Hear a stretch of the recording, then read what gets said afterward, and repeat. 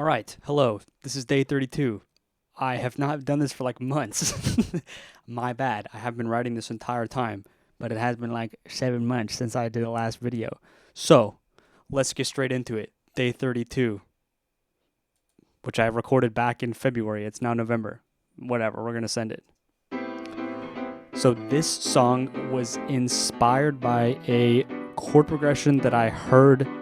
I was watching a comedy show on YouTube and they had a live band, and it was either like between like one of the acts or like at the very end of the show, the band is just like jamming. And I don't know if this is, I could be a slightly different chord progression, but this is what I heard and was like, that would be sick. I gotta do that.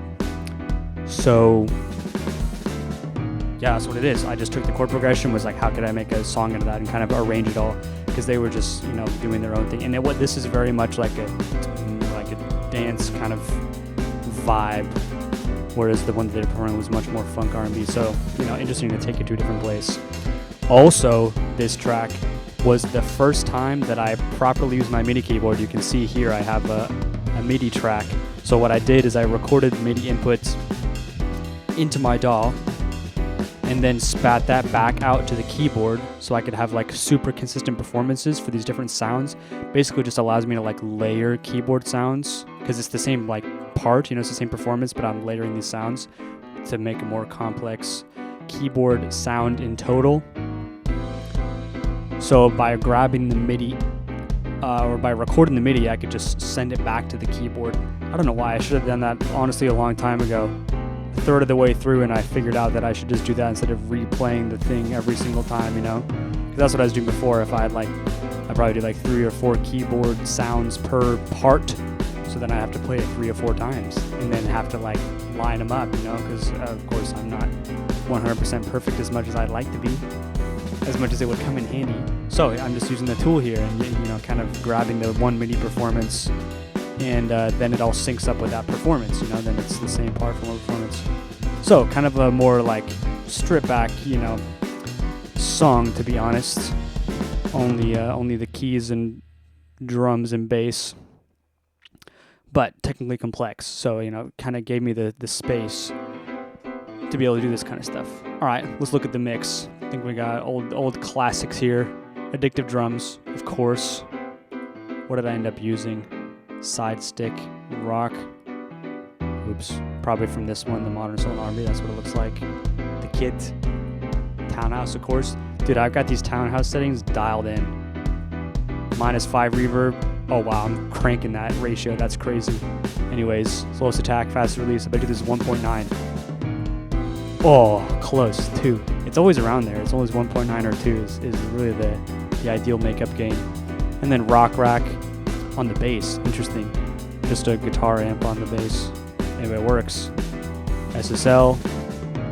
Just to get some of these frequencies out of the way. Boost the second harmonic so it sticks out above the kick drum. A little light compression to glue it all together. I have these little guitar tracks still in my template, but I didn't actually use them at all. And then these 2 sounds are from my studiologic. I think these were 2 custom ones that I had made. This one I made for a live performance. This one I made, I think, just because it sounded cool. Oh, then I'm using this tape. Yeah, I think this is wait for it to pull up. This is adding some sauce. Kind of almost functioning like a overdrive.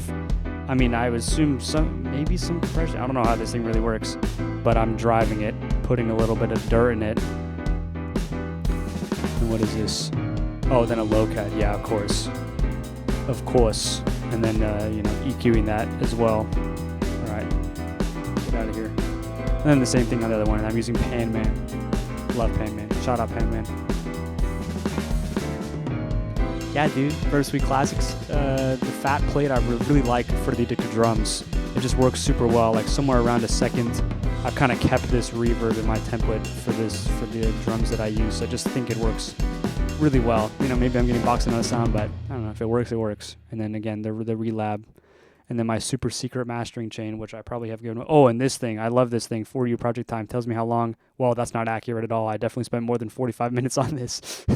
But I guess it got wiped or so I forgot to unpause it or something. anyways, it just keeps track of how long you spend in the project. All right, that is all. Back to me. Thank you for watching. See if I can remember this outspeech. In the description is my SoundCloud with all these songs. I'm gonna transition to a website, like my own website, maybe soon. But anyways, all the songs are in SoundCloud. And if you're curious about the plugins I use and all the tools of the trade that are used to get this done, also in the description. Okay, that's all. Thank you for watching. Goodbye.